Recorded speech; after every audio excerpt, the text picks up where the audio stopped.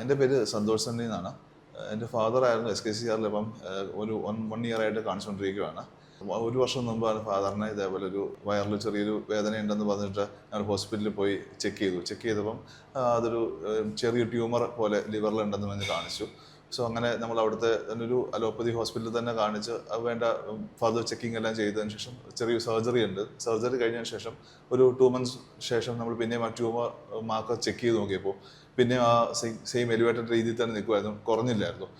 പിന്നെയുള്ള further treatments എല്ലാം നമ്മളവിടെ അന്വേഷിച്ചു 1-2 ഹോസ്പിറ്റലെല്ലാം സംസാരിച്ചപ്പോൾ അവർ പറഞ്ഞ് ഭയങ്കര കോസ്റ്റ്ലി ആയ ഇമ്മ്യൂണോതെറാപ്പി പോലത്തെ ട്രീറ്റ്മെൻറ്റുകളായിരുന്നു. പിന്നെ അതിന് സൈഡ് എഫക്ട്സും ഉണ്ടായിരുന്നു.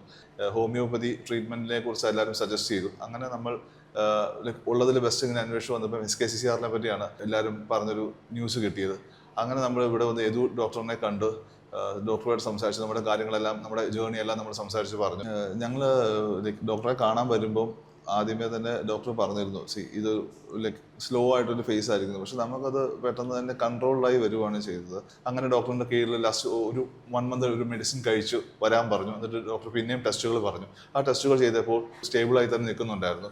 സോ നമ്മൾ പിന്നെ അങ്ങനെ ഒരു 1 year ആയിട്ട് തന്നെ ഡോക്ടറിൻ്റെ മെഡിസിൻ കണ്ടിന്യൂസ് ചെയ്ത് പോകുന്നു. ദൈവത്തിൻ്റെ സഹായത്തിനോടെ നമുക്ക് ഇപ്പം ആ ഒരു ട്യൂമർ മാത്രം എലിവേറ്റ് ആകാതെ ഒരു സ്റ്റേബിളായ രീതിയിൽ അങ്ങനെ പോകുന്നുണ്ട്.